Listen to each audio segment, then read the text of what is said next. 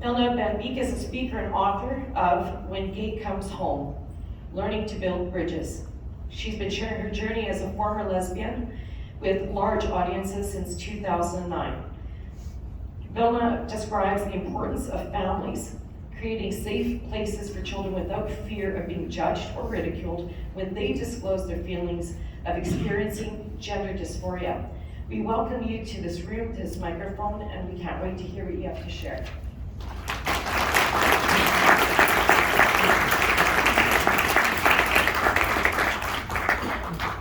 Now I am taller. How do I do this?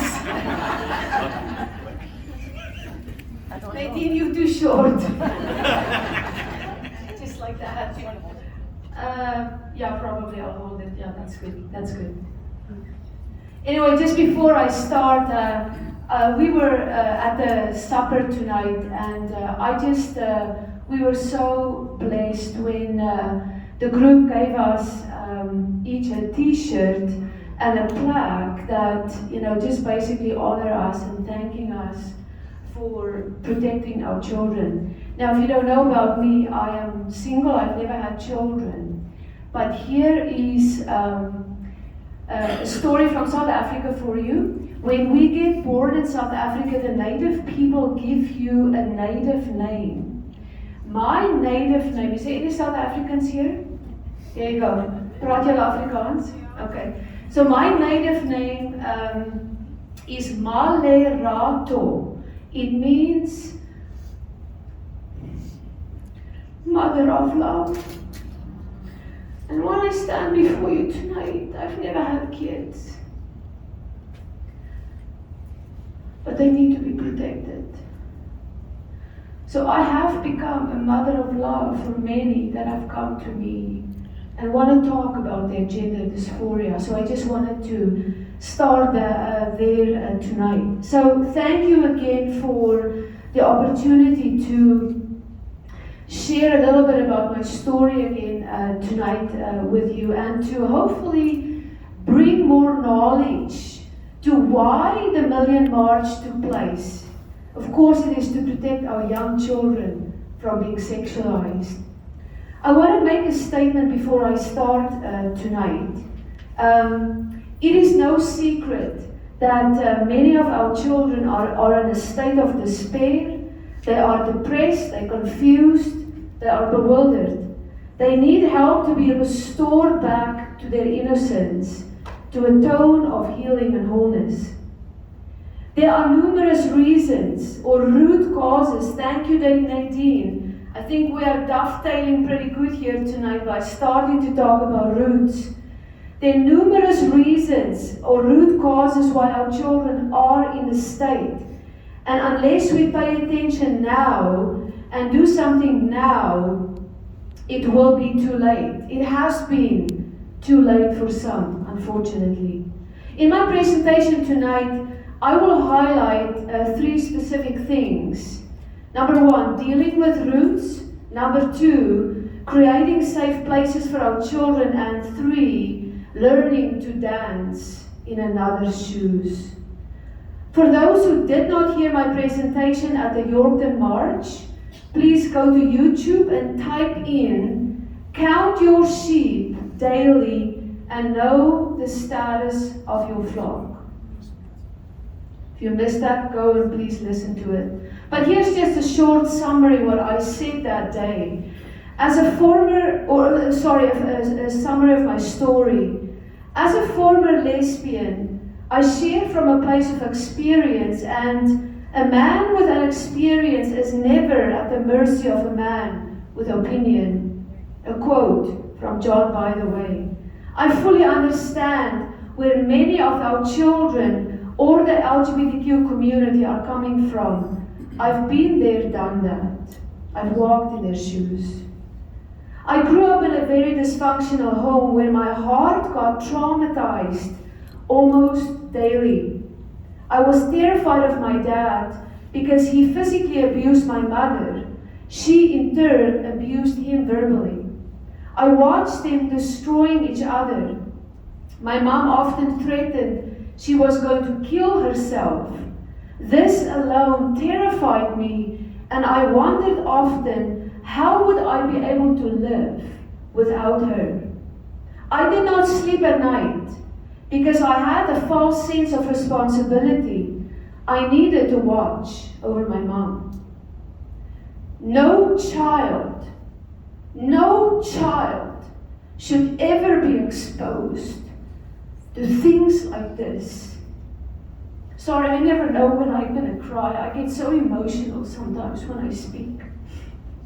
No child should be exposed to things like this. My home wasn't a safe place to live, and neither a place of trust to share my heart. If I did, I was met with animosity, slammed doors, and someone always got hurt physically. The trauma created fear in my heart. This fear became the root of resentment and hatred towards all men. I made a promise to myself that I would never let any man touch me. Anger and bitterness drove me into the arms of women where I felt safe, and it became sexualized over time, and the results were same-sex attractions. It's very important that you get this. The root of my same-sex attractions was not that I was born this way. The root of my same-sex attractions was fear. Bitter roots have bitter fruit. And it will manifest itself in all kinds of ways. When the root was exposed in my life, and when I became willing to deal with it, my same-sex attractions went away. It is so easy to blame others, but I had to come to a place in my life where I had to take responsibility for my own life and my own actions. You need to know, I never wanted same-sex attractions. It was unwanted and unchosen. I deeply struggled with it. I just wanted it to go away.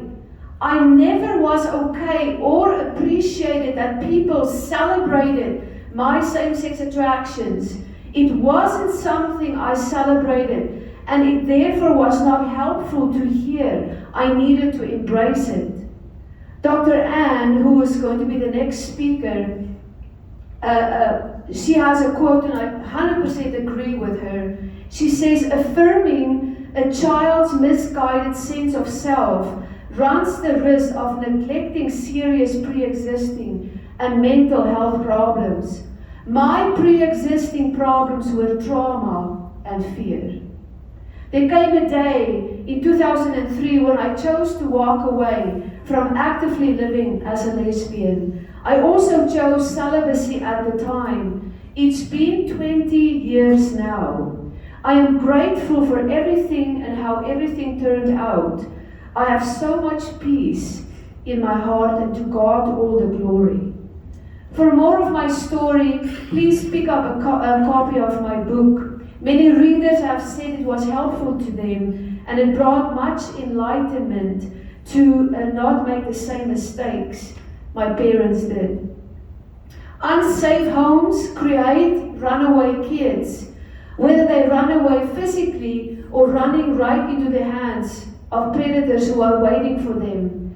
I live in Canada today because I ran away from my family, including my faith community, who did not know how to walk with me and how to help me on my journey with same-sex attractions. We should never be the reason anybody runs away.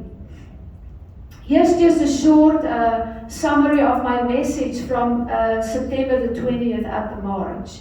I just feel it's important that some of you that were not there just need to hear about that.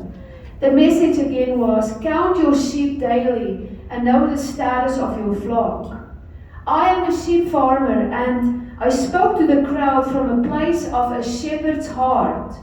As a shepherd, I need to count my sheep daily to make sure no one gets lost.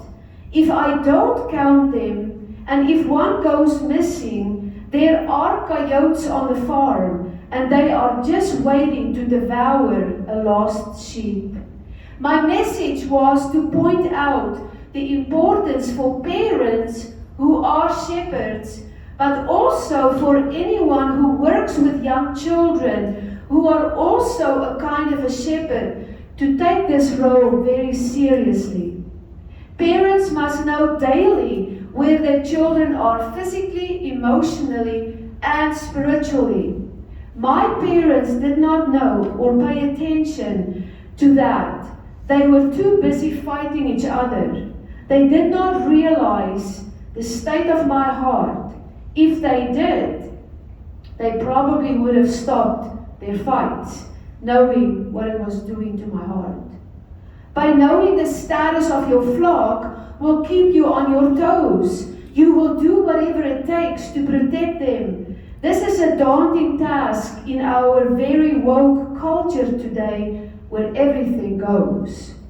Shepherds can't merely blame the coyotes if they killed a sheep that was missing, because the count wasn't done on a daily basis. Coyotes will always be there. Shepherds are supposed to do whatever it takes to make sure the coyotes don't have access to the sheep.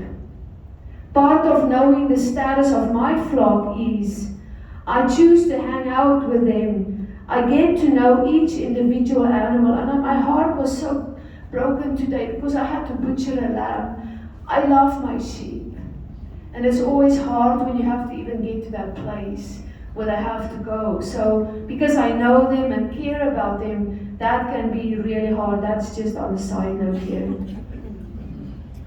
I choose to hang out with them. I know them individually. And it just doesn't happen overnight, but it takes time and sacrifice to spend a lot of time with my sheep.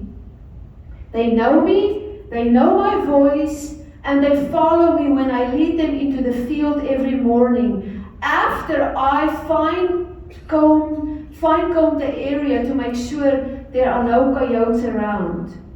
Parents must spend lots of time with their children.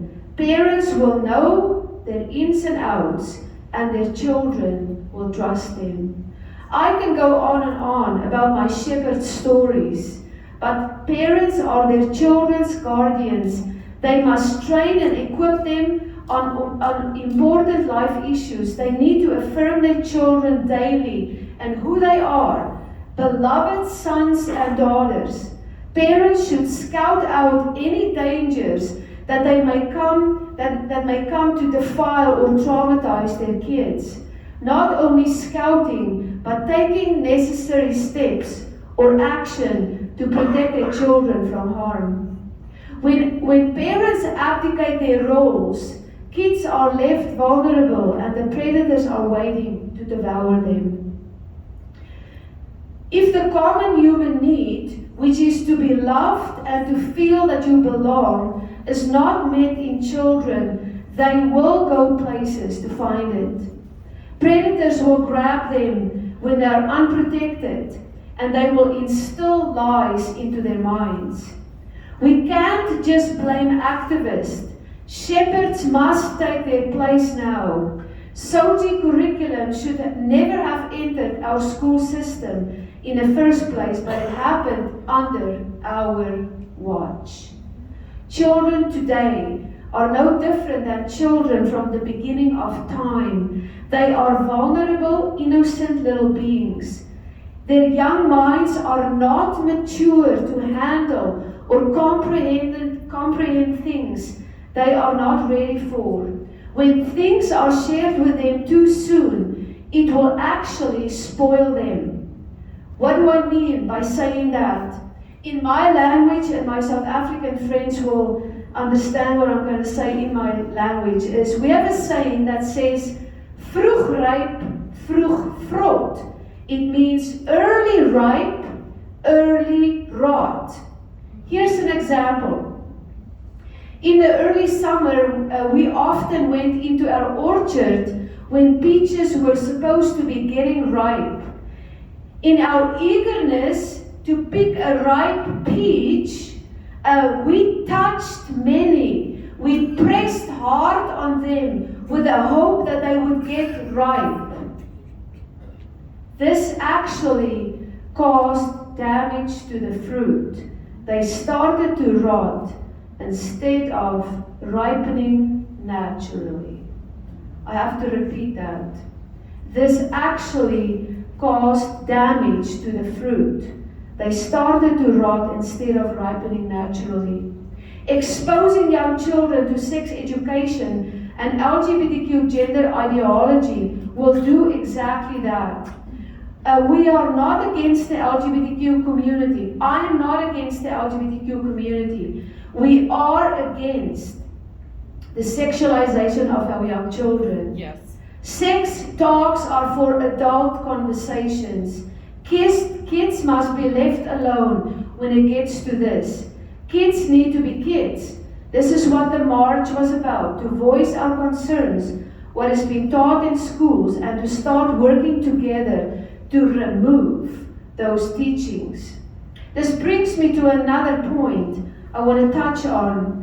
Being uninformed causes people to make uninformed decisions. It really frustrated me how people attacked me after the march where I spoke. I don't know if they were there, but they made some terrible assumptions and accusations. One person said, on a Facebook post, of course, that I lied and that I was still a lesbian. Go figure. Others accused me of being a hater, a homophobe, and a transphobe. I get it that many people within the LGBTQ community disagree with how I have chosen to live my life. But why is it when people disagree, it is now said that you hate? We can agree to disagree in respectful ways and still live in harmony. We live in a culture, especially in Canada, where it's all about tolerance. So why can't they then tolerate me for how I have chosen to live my life? I hope you agree with that. And this brings me to the next point. When we choose to listen to each other and have respectful conversations, we actually learn to dance in another's shoes. When we do this, our perspective often changes.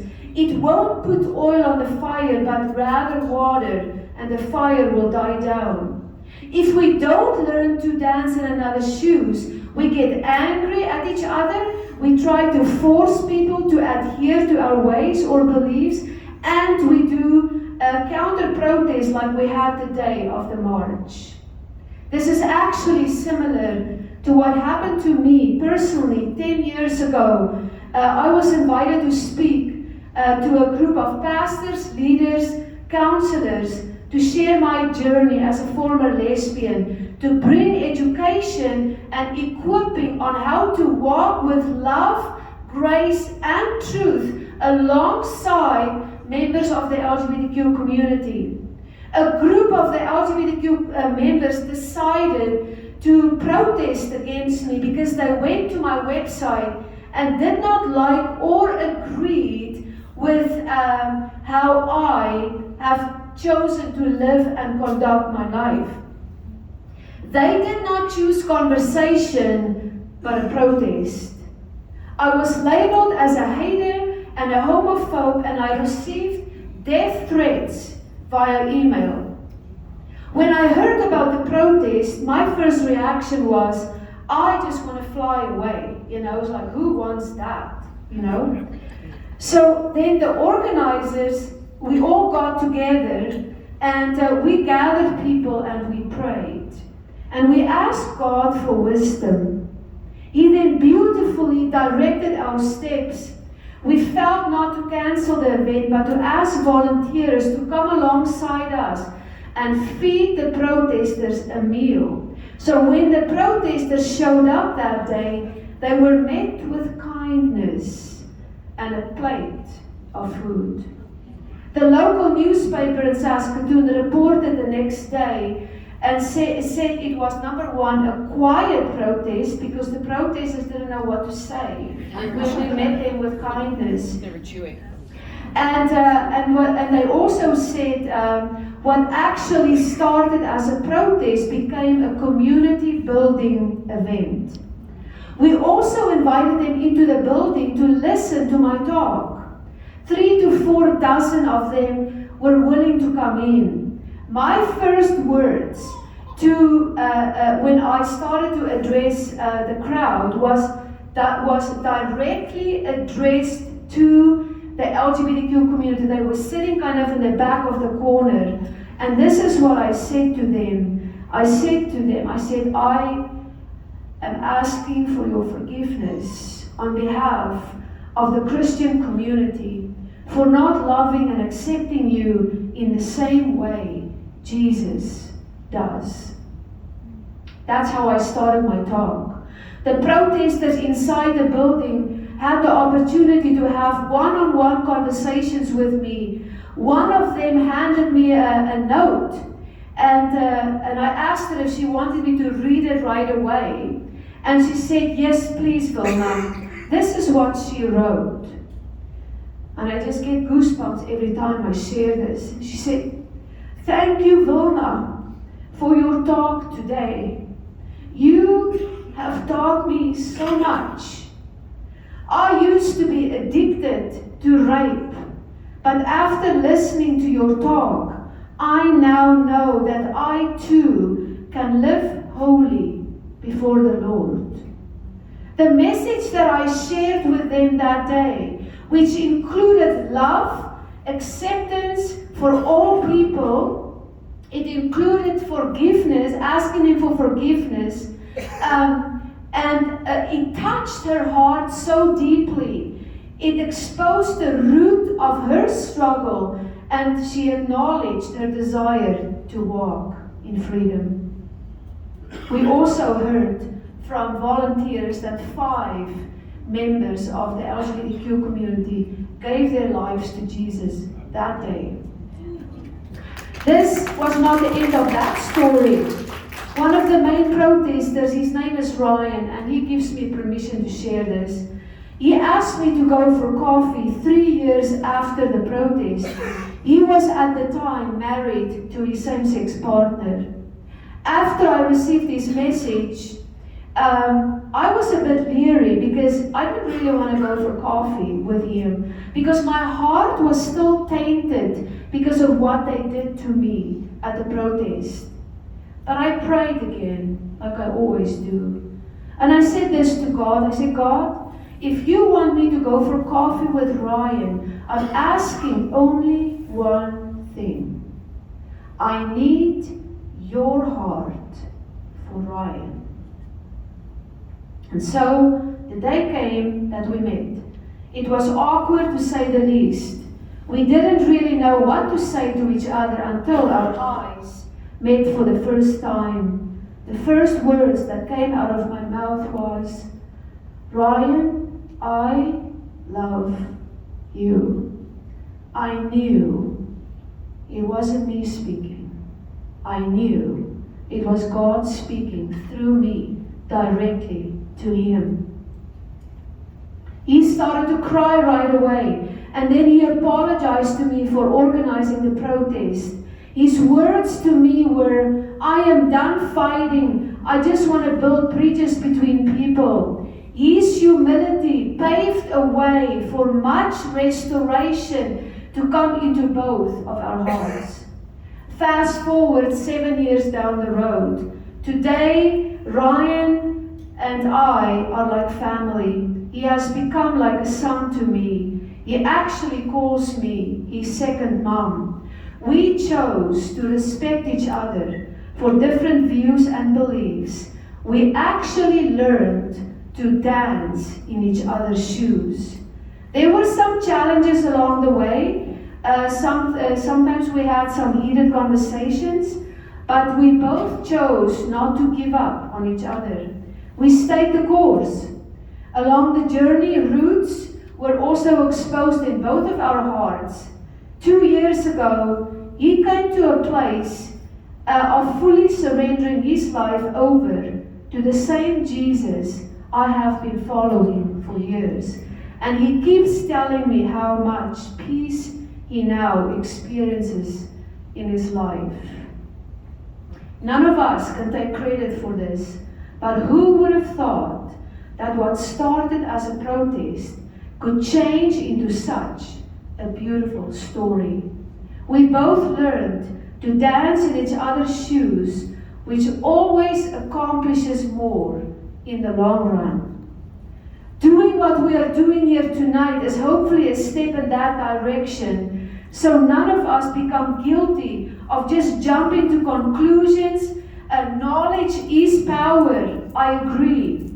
If we choose this, we won't be guilty in making uninformed decisions. Uninformed decisions will lead to making assumptions. Assumptions often create suspicion, which leads to distrust, a recipe for division or counter-protests. Just a few more thoughts before I close my presentation. I've already shared about the vulnerable state our children are in, and that we will give account one day how we help them or led them astray. Thank you, Nadine, for what you have shared about we need to pay attention what we tell our children in the schools especially, or at home obviously. The book I read daily says this: but if you give them a hard time, bullying or taking advantage of their simple trust, what they did to you, Nadine, that's what happened to you, right? The predator that attacked you, he used your simple trust. So bullying or taking advantage of their simple trust, you'll soon wish you hadn't. You'd be better off dropped in the middle of the lake with a millstone around your neck, doomed to the world for giving these God-believing children a hard time. Hard times are inevitable, but you don't have to make it worse. And it's doomsday to you if you do. A pretty stern warning to all of us to not be the reason why we lead our children astray. Homosexual behavior or tendencies have been happening for thousands of years. This is reality. There always have been a few here and there who followed a homosexual behavior. And of course, if people choose to embrace it, we must always respect them, as long as their choices are not to the detriment of others, especially our young children.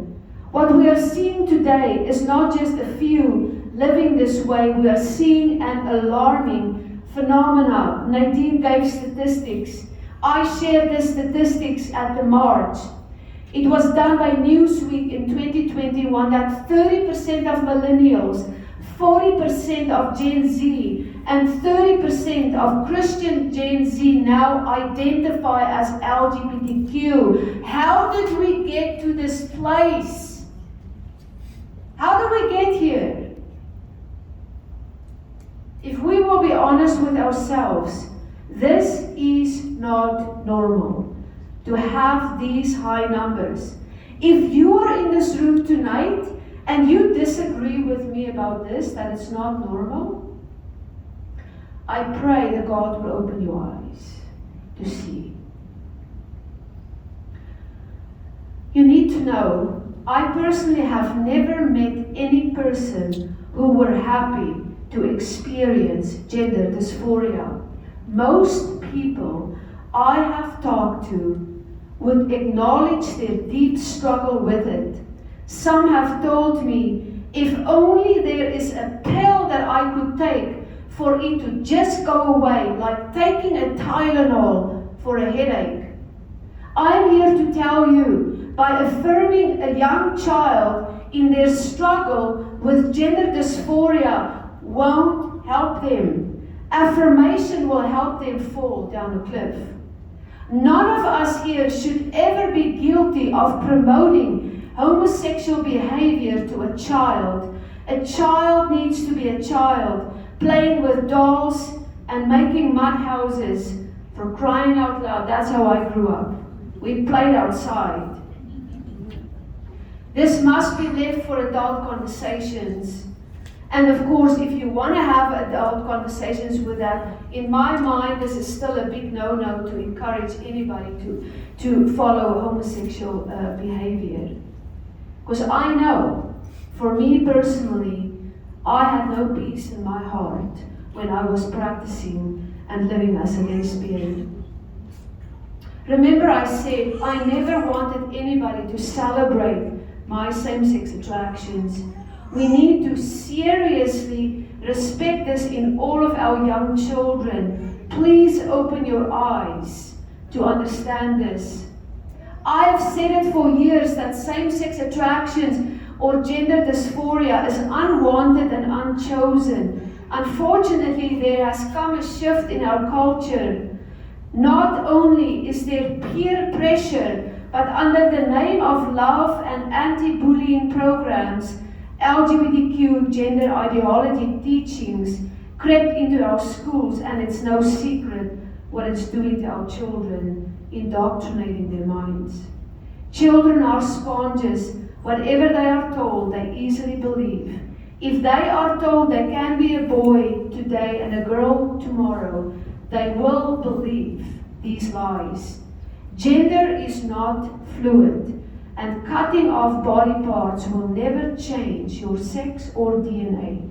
I'm asking you, stop pressuring our children to believe something they are not. And maybe I'm just speaking to the choir here tonight, but for those who are here who are not in the choir, please pay attention. I'm closing with these thoughts. It's vital to provide and create a safe place for our young children. It begins at home. Number 2, I have said it and encouraged parents for years to please pay attention to what has been taught in schools. I have encouraged them to remove their children from public schools, and I will say it again tonight. Do it now. Do it now.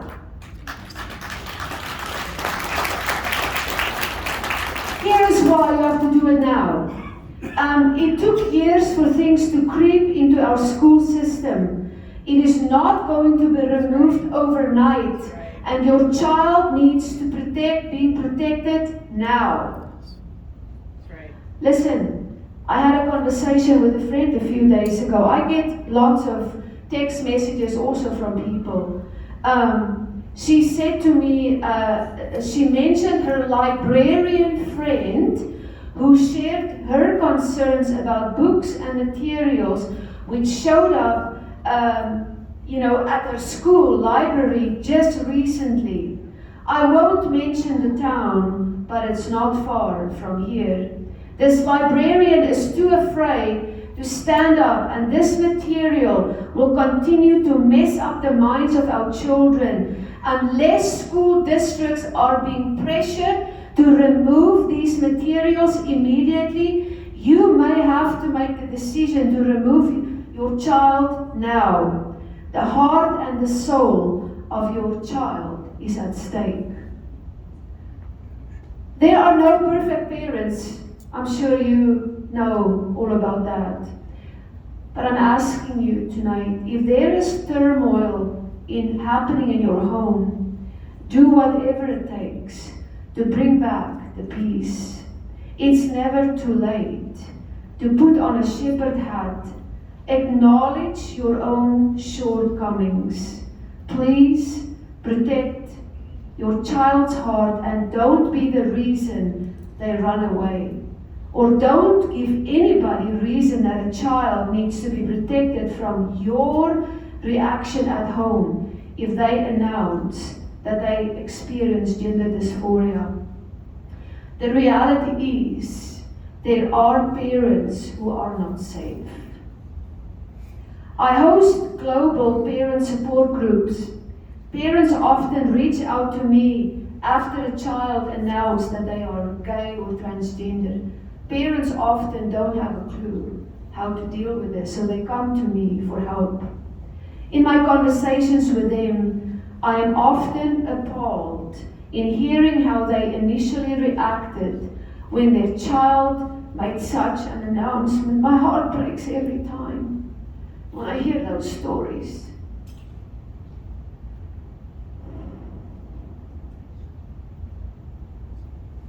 There are some horror stories out there how children even got chased out of homes.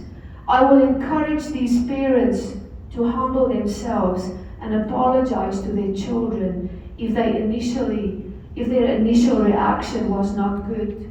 This will build bridges and won't let walls come up. My own mother did not respond so well. When she found out I had a girlfriend, her first reaction was anger. Then she threatened me that she would take me out of her will. The next thing she did, she made an appointment with a psychiatrist. She was hoping that he would just fix me. I willingly went because I was, like I already said, I never wanted same-sex attractions. I just wanted it to go away.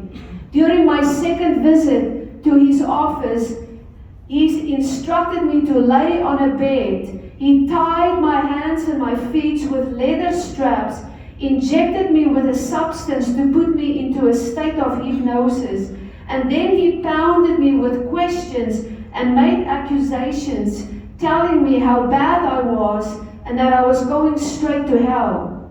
I laid there, listening to it all.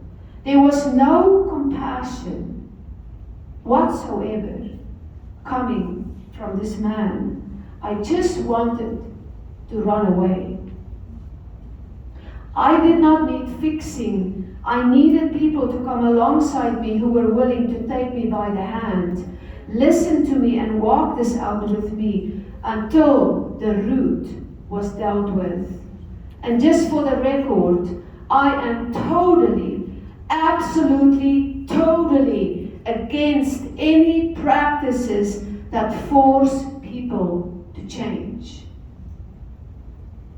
Schools must focus on equipping all children from all walks of life how to be ready to enter the workforce.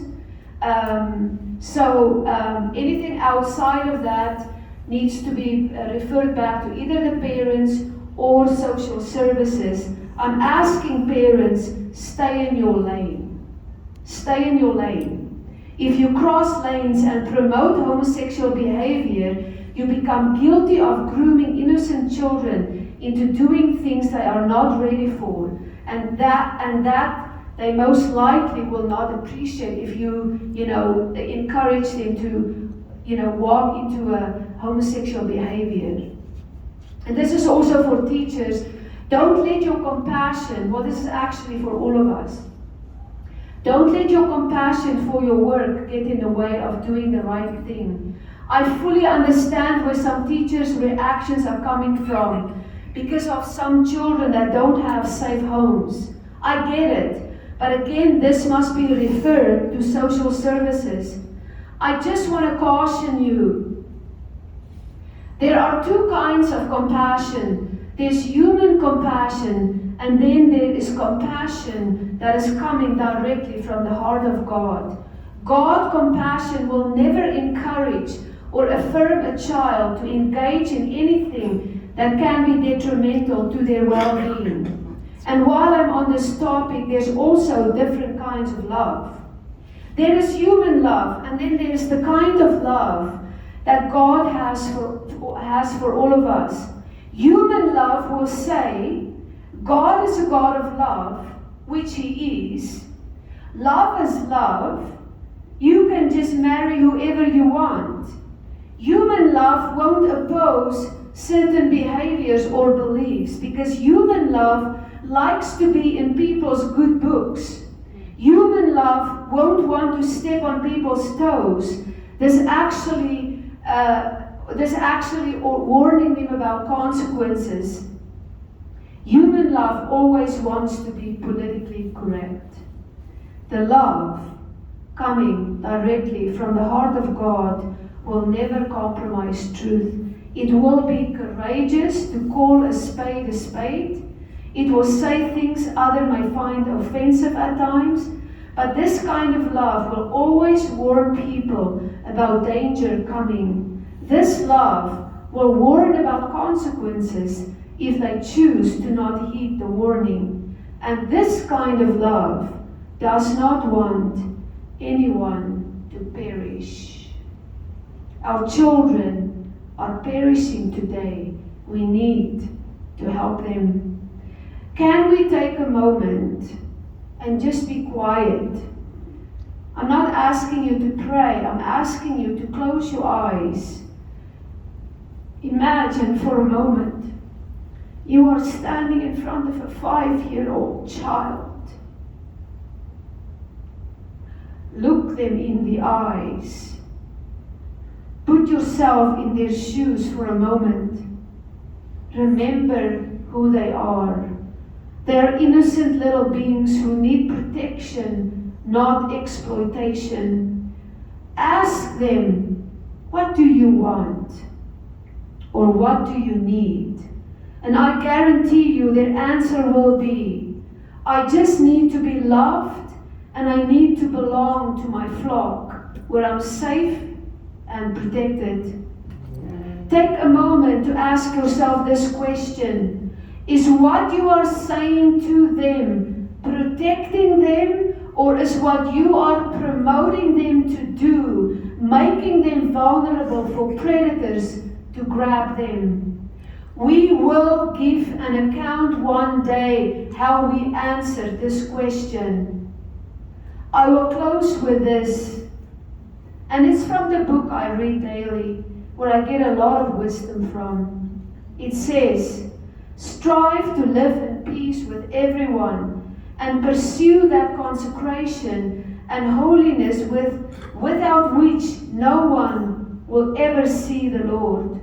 Exercise foresight and be on the watch to look after one another, to see that no one falls back from and fails to secure God's grace, in order that no root of resentment shoots forth and causes trouble and bitter torment, and the many become contaminated and defiled by it.